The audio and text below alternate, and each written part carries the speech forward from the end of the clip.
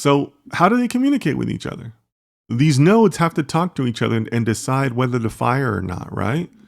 Like how does your neural network decide like what path it's going to take to get to that output layer, right?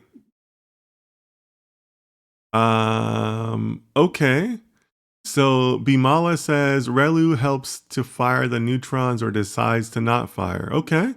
Osama says via weighted connections. Okay. Yeah. Yeah.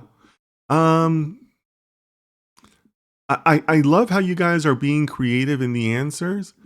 Um but sometimes it helps to be a little bit more formal, right? Because giving just a little bit of formality helps you also establish yourself as an expert, right? And Yassine, I just saw you put in the right answer. Well, I shouldn't say the right answer, but the answer that I had in mind. So Yassine is right. It's using activation function. That is what we should be looking at, right? Alberto says by mathematical representation, function weights, maybe. Yeah, so you guys are on the right track, right? You're on the right track in the sense that well, wait a minute. I know that I have different inputs, and I know I'm going to assign weights to those inputs. That's every algorithm out there, right? That's y equals mx plus b, right?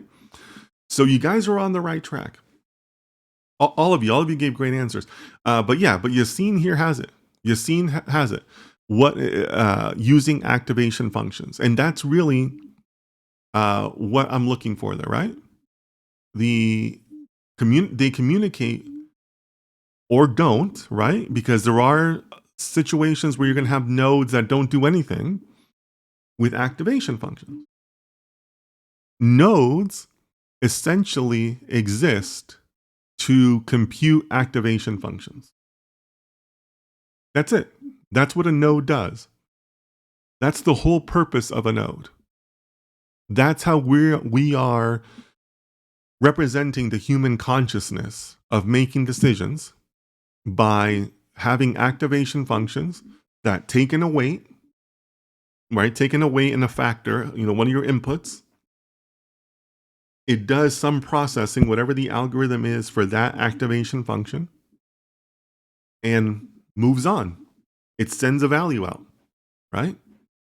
And that's the firing or not firing of the neural network, right?